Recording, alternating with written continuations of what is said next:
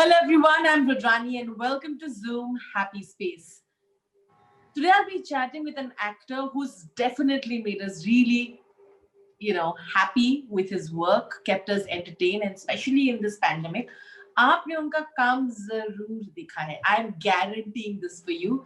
And of course, बातें भी बहुत अच्छा कर लेते हैं. I'm talking about the very talented Pankaj Tripathi. Thank you for being on my show, Pankaj ji. शुक्रिया रुद्रानी, आपका स्वागत है आपके शो में. मेरा ही स्वागत है जी, बिल्कुल. Thank you. और शो का नाम जूम हैप्पी स्पेस है. मैं जानना चाहूंगी कि आपका हैप्पी स्पेस क्या है? मेरा हैप्पी स्पेस है बड़ा साफ सुथरा बिस्तर हो और 8 घंटे नींद हो. छोटी छोटी खुशियां यही होती है. हाँ. और होमली, मुझे होटल के कमरे से ना ज्यादा घर का बेडरूम अच्छा लगता है. और प्लस दूसरा हैप्पी स्पेस है, मैं खोज लिया हूँ मुंबई में कि मेरे यहाँ बालकनी से बहुत सारा नेचर दिखता है, जंगल, चिड़िया, पेड़ पौधे. और तीसरा हैप्पी स्पेस जो अभी मेरा जीवन में चल रहा है, एक्टर बनना चाहता था, एक्टर बन गया जी. तो ये 3 है. लेकिन एक चीज दूसरी चीज को होने नहीं देती. जैसे कि आपको ज्यादा काम मिल रहा है तो आपकी नींद तो पूरी होती नहीं होगी. हाँ, घर पे नहीं रहता हूँ. यस, होटल में सोना पड़ता है. और नेचर तो खैर वो तो डिपेंड है, शूटिंग लोकेशन पे मिल ही जाता है कहीं ना कहीं. तीसरा क्या था, एक्टर बनना चाहता था, एक्टर बन ही गया. जी. आपने फिल्में की है, शोज की है, और बेसिकली इस पैंडेमिक में आपका जो काम है वो देखने को मिला, लोगों को बहुत पसंद आया और लोगों को एंटरटेन किया. आप अगर किसी के चेहरे पर मुस्कुराहट देते हो ना, सो आज के दौर में 2021 में किसी के चेहरे पे मुस्कुराहट लाना अपने आप में बहुत बड़ी खुशकिस्मती और नेमत और हैप्पी स्पेस वाली बात है कि आपने किसी को बतौर अभिनेता, अगर मैं किसी के चेहरे पे मुस्कुराहट ला देता हूँ ना, तो ये मेरे लिए बड़ी सुकून वाली स्थिति है. तो मैं हमेशा ध्यान देता हूँ कि हमारे जो दर्शक हैं वो उनको एंगेज रखूं, उनके चेहरे पे एक मुस्कुराहट रहे और मनोरंजक तरीके से उनको थोड़ा सा ज्ञान दे दूं. और जो आप कह रहे हो ना कि मुस्कुराहट लाओ और फिर भी कुछ कह जाओ, ये आई थिंक क्रिमिनल जस्टिस में भी हुआ कि आपका जो किरदार है माधव मिश्रा का, I think what a show criminal justice. I think such में इट्स अ ब्यूटीफुल शो. बहुत ही ज्यादा एक जरूरी शो है. आई थिंक लोग जरूरी शो है. वो वैसे मुद्दे पे बात कर रहा है जिसमें हम कम बात करते हैं. बहुत कम. जो डोमेस्टिक वायलेंस है, डोमेस्टिक अब्यूज है, उसके बारे में कम हम लोग बातें करते हैं. मैं वो एक क्रिमिनल जस्टिस एक ऐसा काम है जो अभिनेता होते हैं ना कि कुछ अपने काम पे आपको लगता है कि यार चलो हमने कुछ जरूरी काम भी कर लिया. जी. कहीं ना कहीं कोई देखेगा, उसके मन में थोड़ा आइडिया, थॉट आएगा, तब किसी भी दुनिया को बदलने के लिए पहले विचार आते हैं, तभी दुनिया बदलती है. जरूरी नहीं है कि सिनेमा सिर्फ मुद्दा बेस्ड ही हो, हर बार वो जरूरी बात ही करे. सिनेमा एक मनोरंजन का साधन भी है, हमारे देश में नहीं पूरी दुनिया में. जी. कई बार होता है कि कोई मुद्दा नहीं है, एकदम प्योर मनोरंजन है, सिर्फ मनोरंजन है.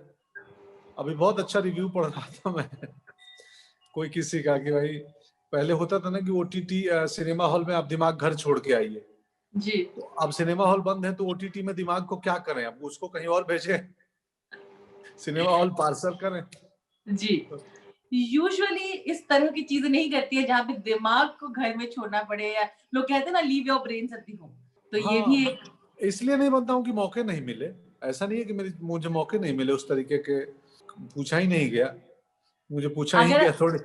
अब मैं उस स्थिति में आ गया हूँ कि मैं चुन सकता हूँ. आज से कुछ साल पहले मैं चुनने की स्थिति में नहीं था, तो मुझे किसी भी किस्म का सिनेमा में ऑफर मिलता तो मैं करता. जी. तो तब मुझे जैसा मिला वो करते गया. तो मैं पूरी लाइफ मेरी ऑर्गेनिक है. मैंने कोई प्लान करके कि मैं बहुत मीनिंगफुल, बहुत हार्ड हिटिंग सिनेमा करूंगा, नहीं. मैं सिनेमा में आया था घर परिवार चल जाए. तो अपनी रोजी रोटी, मेरे लिए मेरा पेशा यही है ना, इसी से मेरा बिल जाता है. तो मेरे लिए आर्ट से पहले तो मेरे लिए ये सर्वाइवल का मीडियम है जी. ऑल इन ऑल पर्पस यही है ना कि सामने वाला हंसे, इंटरटेन हो, मजे ले.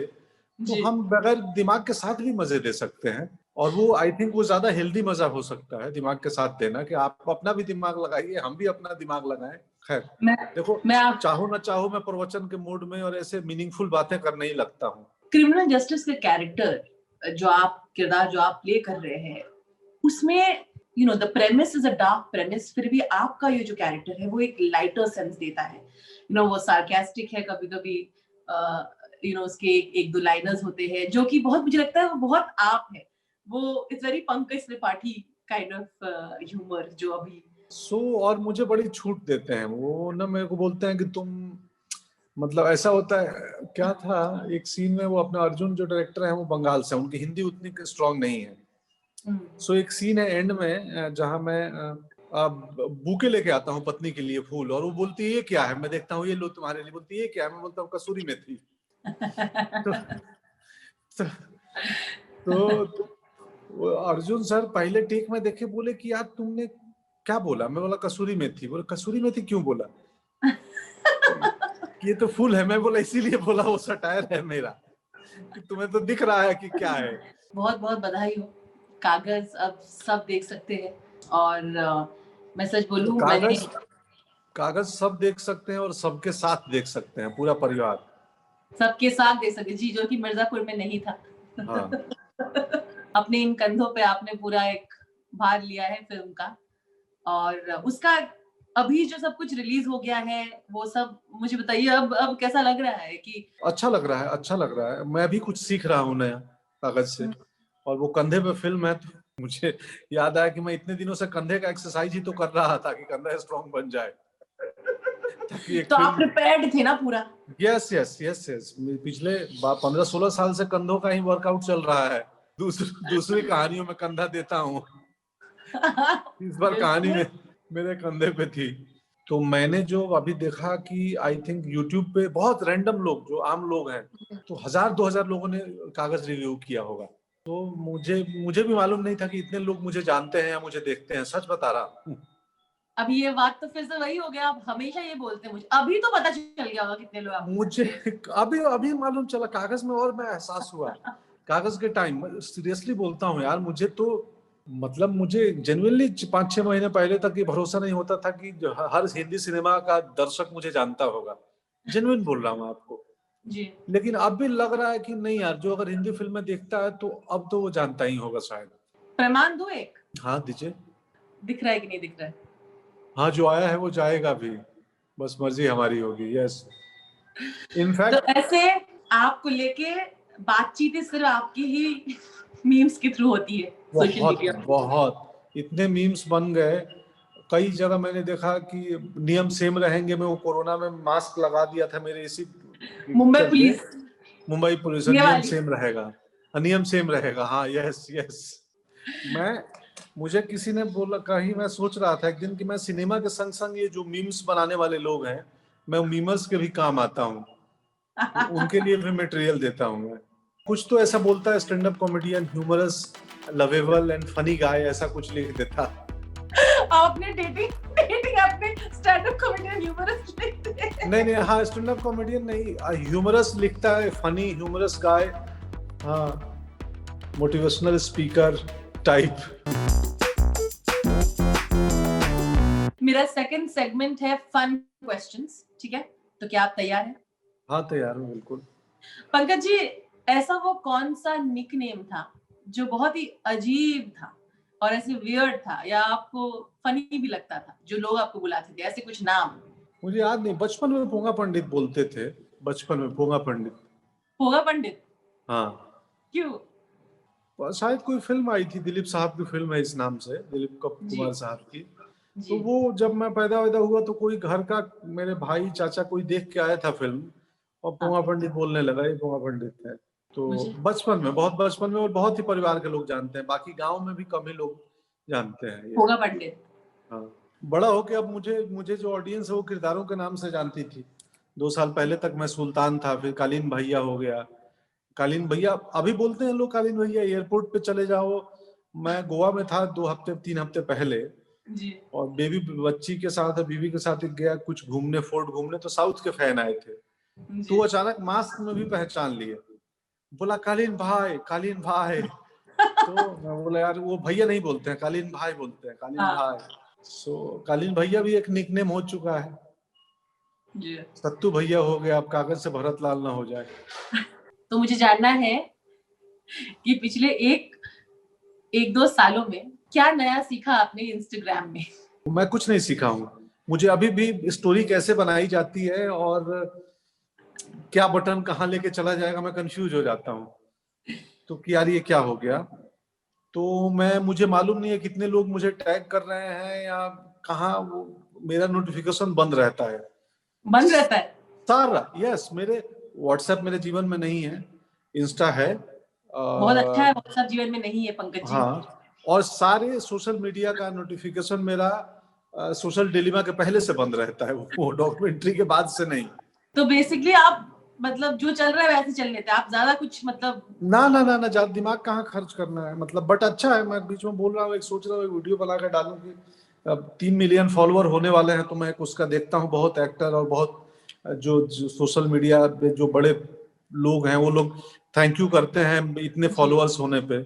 जी तो मैं भी सोच रहा हूँ कि 3 मिलियन होने पे मैं भी एक वीडियो बना के और एक शुक्रिया करूं और अपना खुशी प्रकट करूं कि I am extremely happy, thank you guys, you are with मी।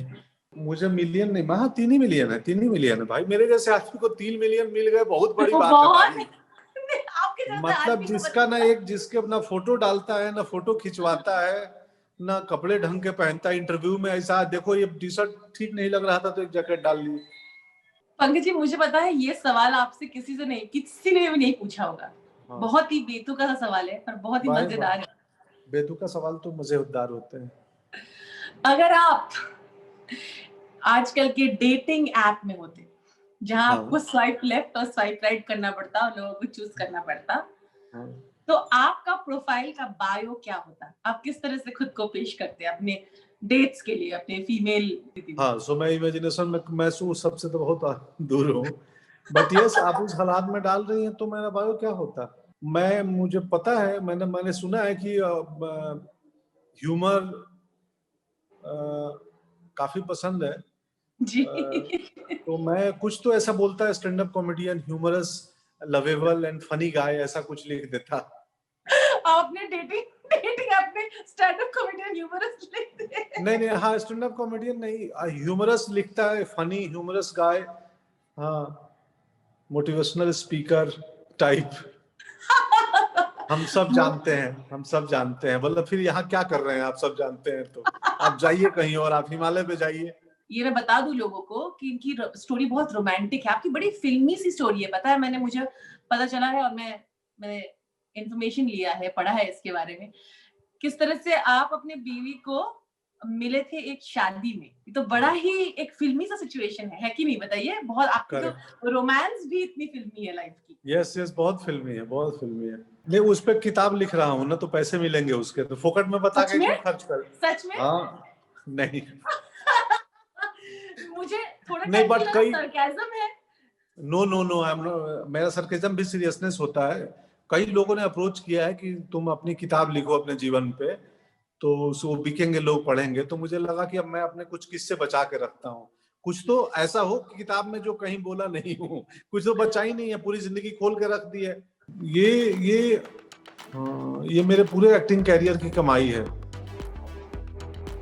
ये एक तस्वीर, तो मैंने ही बोला था दीनू को कि यार मुझे ना, मैं वो कुछ कर के तुम एक सीन निकाल दो, मुझे खड़ा होना है सीन में। तो मैं गया, किया ये सीन, वो सीन कमाई है। मेरा ये सेगमेंट है गेम ऑफ पिक्चर, जहाँ पे मैं आपको आपके लाइफ से जुड़े जैसे फोटोज दिखाऊंगी।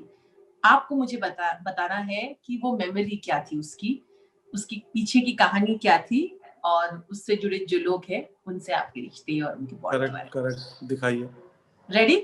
यस यस, ये दीपावली की रात का फोटो है। पूजा करके पत्नी बैठी थी तो बोले एक फोटो खिंचा लेते हैं, तो मैं बोला हाँ हाँ यार ये फोटो खिंचा लेते हैं, इस सोशल मीडिया पे डालना है ना। तो मैं बैठ के और मैं पूजा कर रहा हूँ, हालांकि इसके पहले हमने पूजा कर ली थी, बट ये वाली तस्वीर पूजा के बाद सिर्फ मतलब खींचा जा रहा था कि वो करने के लिए अपना, कि इंस्टाग्राम पे डालेंगे, और ये तस्वीर वहीं गई। दीपावली की रात की है। हाँ। जी जी। यार बताओ यार, समय कैसे भाग रहा है, लग रहा है दीपावली कल ही था। हम जनवरी पहुंच गए, हमने जब जनवरी लास्ट बात पहुंच- की थी, हम लास्ट ईयर था, हम जनवरी पहुंच गए, तो 2020 खत्म हो गया। हाँ, ये पर्सनल फोटो वही है, दीपावली के समय का आखिरी फोटो। हाँ, और फिर जस्ट एक और थी जो मुझे बहुत प्यारी लगी, क्योंकि आप यहाँ सेल्फी खींच रहे हो। ये दीपावली से भी पहले की है, और ये पहली सेल्फी, पहली नहीं, दूसरी तीसरी सेल्फी है। जो हम यहाँ सोफे पे बैठे थे, अभी जहाँ बैठा हूँ उधर, तो यहाँ पे ऐसे लीन बैक होके, और हम दोनों ने नया नया फोन खरीद के आया था, तो फोन में वाला कैमरा बहुत अच्छा है। सो सनसेट हो रहा था, इधर से लाइट आ रही थी, तो ये जी। पीछे वाले सोफे पे थे। सो एक दोपहर में खा के ऐसे पसरे हुए थे, हमने फोटो खींच लिया। बहुत अच्छा सेल्फी खींचा है। आप तो ऐसे खामखा बोलते रहते हो, आपको आता नहीं है ये सब करना, ये वो। नहीं, रुचि नहीं है, आता तो सब कुछ है। सेल्फी खींचने में कौन आर्ट है, ऐसा कैमरा सामने करके क्लिक कर लो। अब वो अलग है, वो जो लोग कुछ चेहरा बना के मुंह बना के खींचते हैं, वो सब नहीं आता है मुंह बनाना। मैं नॉर्मल मुंह रखता हूँ, कुछ भी बनाऊंगा चेहरा मेरा ही आएगा कैमरे में। यहाँ इस एक्टर के लिए आपके भाव बहुत ही इमोशनल थे, तो मुझे लगा ये दिखाना बहुत जरूरी था। जी। मनोज भैया, तब्बू जी, अनुपम सर, और हाँ, ये मनोज सर का, मनोज भैया का जन्मदिन था पिछले साल। मैं आमतौर पे किस जन्मदिन और इन सब में नहीं जाता आता हूँ, तो लेकिन मनोज भैया का एक सेलिब्रेशन था छोटा सा उधर जुहू में, तो मैं शूटिंग करके, मेरी बात हुई थी तो मैं पहुंच गया। वहां बहुत लोग मिल गए, मैं वहाँ खेर साहब मिल गए, आशुतोष जी, सो बहुत सारे थिएटर के और ऐसे लोग आए थे, तो एक बड़ा रियूनियन सा हो गया था सबका। सो उस रात की तस्वीर है ये। तो आपने लिखा, आप बेलवा से नहीं तो हम बेलसन से नहीं आ पाते अभिनेता उनके बनने। हाउ उनके स्वीट। उनके गांव का नाम बेलवा है, मेरे गांव का नाम बेलसण है। तो वो बेलवा से अगर नहीं आते, क्योंकि वो आए थे बिकू महात्रे के बाद, मैंने कटिंग अखबार में पढ़ी कि बेलवा का लड़का है बिकू महात्रे बन गया। जी। तो बेलवा हमारे यहाँ से 50-60 किलोमीटर दूर है, नदी के उस पार। तो मुझे लगा यार वो बेलवा से जा सकता है, तो मैं बेलसण से भी तो जा सकता। वाह। बट नहीं, आई ये है, थिंक ये है वो उनसे स्नेह है, बहुत स्नेह है उनसे। इन लोगों ने इंस्पायर किया है ना, ओम साहब, ओम पुरी, पंकज कपूर जी, नसीर साहब, मनोज वाजपेयी, इरफान सर, मतलब ओह। सच में। तो ये लोग तो इंस्पायर किए हैं कि यार अभिनय कुछ और भी हो सकता है, कुछ और भी है। बिल्कुल बिल्कुल। आपने इरफान जी का नाम लिया, और मुझे ये दिखाना था, बहुत ही एक ये ये मेरे पूरे एक्टिंग कैरियर की कमाई है, ये एक तस्वीर। तो मैंने ही बोला था दीनू को कि यार मुझे ना, मैं वो कुछ कर के तुम एक सीन निकाल दो, मुझे खड़ा होना है सीन में। जी दीनू मतलब दिनेश विजन, जो इसके प्रोड्यूसर थे। जी। तो वो बोले हो गया, आ जाओ। तो मैं गया, किया ये सीन, वो सीन कमाई है। खैर, बिल्कुल। मैं एक और मेमोरी दिखाना चाहूंगी। ओहो, तो ये तो गांव की तस्वीर है। जी। देखे देखे देखे, दिखाओ तस्वीर दिखाओ। हाँ, घर का रंग बदल गया, अभी नहीं है ऐसा। अभी ये 4-5-6 साल पुराना है। अभी मैं लौट के आया हूँ 10 दिन पहले गांव से, जी। और कलर नया हो गया है अब घर का। और इस बार गांव गया तो मैं 10 दिन रुक गया गांव, 14 दिसंबर से 24 दिसंबर तक, ऑलमोस्ट 10 डेज। वो धीरे धीरे इंटरनेट के दौर में वो खबर फैल गई गांव से बाहर कि पंकज आया है, पंकज आया है। और बहुत सारे लोग आने लगे, और इतने लोग आने लगे कि बाद में परेशानी होने लगी। 2000-3000 लोग, अब कितनी तस्वीरें खिंचाऊंगा मैं। तो फाइनली एक स्टैंड बनाया गया, और ये कोरोना वक्त जहाँ पे एक फिजिकल डिस्टेंसिंग की जरूरत है, जी। और तो मैं बहुत परेशान हो गया, और फाइनली एक स्टैंड बना, और जितना हो सकता था ध्यान रख के कि भाई थोड़ा डिस्टेंस से लो। तो लोग बोले हमें कोई दिक्कत नहीं। बोले आपको दिक्कत नहीं है, मैं मुंबई से आया हूँ भाई। तो प्रेम है उन सबों का, जो एक झलक पाने या मिलने या तस्वीर खिंचाने आते हैं। अभिनेता और क्या कमाता है यार, यही तो कमाता है। कभी कभी जब गांव जाते हैं, और क्या आप वो एकांत को मिस करते हैं जो पहले होती थी, जो एक हाँ, सुकून यस होता था? यस क्या यस, उसे मिस करते हो आप? बिल्कुल बिल्कुल मिस करता हूँ। क्योंकि अब क्या है ना कि आप किसी को एक बार मैं किसी को ना कह दूं, तो वो बहुत जल्दी उसके मन में ये ख्याल आ जाएगा कि अब ये बड़ा हो घमंड। गया, स्टार बन गए, तो अब इनको प्रॉब्लम हो रही है। बट कई बार लोग हमें हमारी जिंदगी की तरफ उस तरीके से नहीं देखते हैं कि यार हर व्यक्ति के पास मोबाइल है, मोबाइल में कैमरा है जी। और कितना मुस्कुराऊंगा मैं, 100-200 फोटो में मुस्कुराऊंगा, उसके बाद कितना नकली मुस्कुराहट रखेंगे आप चेहरे पे। बिल्कुल। तो बट ठीक है, वो पार्ट ऑफ द लाइफ है। हम यही तो चाहते थे कि लोग जाने, अभिनेता बने, जब बन गए हैं तो छुपना क्यों। सो मैं जितना होता है ज्यादा से ज्यादा, मैं परेशानी होती है तो भी मैं मुस्कुरा के फोटो खिंचाते रहता हूँ, कोई बात नहीं है यार, इसी दिन के लिए तो चाहत थी, तो ये दिन आया है तो फिर क्यों इसके लिए नाराजगी और परेशानी। जी। तो आनंद लो। और आपकी आपके गांव में जो फैमिली है वो क्या कहते हैं, क्योंकि वो तो इस इन सब चीजों से तो उनको ऑब्वियसली हाँ, उनको कोई मतलब नहीं है। माँ बाप जी को कोई लेना देना नहीं है। इस बार उनको भी लगा कि यार ये इसको बहुत लोग जानते हैं, क्योंकि ये पहली बार ऐसा हुआ कि मैं 10 दिन रुक गया जी। और वो 10 दिन की वजह से वो तस्वीरें धीरे धीरे सोशल मीडिया के थ्रू हमारे डिस्ट्रिक्ट के आसपास वायरल हो गई कि वो गांव आया है। जी। और तो उनको भी शायद रियलाइज हुआ कि अरे स्कूल बहुत लोग जानते हैं, इतनी भीड़ क्यों आ रही है दरवाजे पे। ये देख, इससे ही मैं एंड करती हूँ। हाँ, ये भी बड़ा मतलब खास है, क्योंकि मैं जिस स्टेट का हूँ, जिस स्टेट में पैदा हुआ, बिहार, सो बिहार दिवस के दिन मुंबई में भी मनाया जाता है। सो तब सुशील मोदी जी हैं, वो उप मुख्यमंत्री बिहार के थे उस वक्त, और दूसरे महाराष्ट्र के उस वक्त के मुख्यमंत्री थे फडणवीस जी, आदरणीय फडणवीस जी और सुशील मोदी जी। सो ये बिहार फाउंडेशन का कार्यक्रम था जो माटुंगा में होता है, और यहाँ पे मैक्सिमम जो ऑडियंस होती है 2,500-3 हजार लोग आते हैं उसमें, वो सन्मुखानंद हॉल में, और वो सब फेलो बिहारी सिटीजन होते हैं जो मुंबई में रह रहे हैं जी। तो उस दिन बड़ा एक मुंबई में एक छोटा बिहार टाइप का माहौल बनता है। सो मुझे पिछले साल निमंत्रण आया कि भाई आपको हम सम्मानित करना चाहते हैं अभिनय के लिए, बिहार सम्मान। तो मैं, अपने स्ट्रीट की बात है तो थोड़ा नॉस्टैल्जिया और जुड़ाव एक अलग होता है। बिल्कुल। तो उस वक्त की तस्वीर है ये। बहुत ही आई थिंक एक प्राउड मोमेंट है आपके लिए, और आपके जो विचार है इसमें आई थिंक अच्छा लगता भी है कि इट्स अमेजिंग कि कहाँ से कहाँ जर्नी कहाँ आई है। तो मैं सोचा कि इसी फोटो से एंड करनी चाहिए। अरे मैं बताइए ना।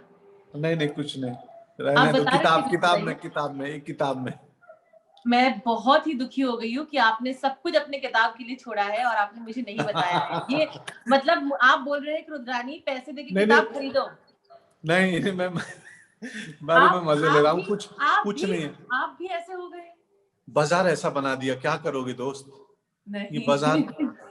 Thank you so much Pankaj ji once again. आपको मैं नई हैंडशेक कर सकती हूँ तो मैं ऐसा कहूंगी, बहुत स्नेह है आपको। आपको ही सिखाओ ना, मैं आपको ये आपको भी बहुत सिखा सकती हूँ। ये आपको भी बहुत सारा स्नेह प्रेम। थैंक यू रुद्रानी, हमेशा आपसे बातें करना अच्छा लगता है, और बस शुक्रिया, अपना ख्याल रखें। चलो, थैंक यू वंस अगेन, बहुत अच्छा लगा। Thank you, bye Pankaj ji. Bye दोस्त।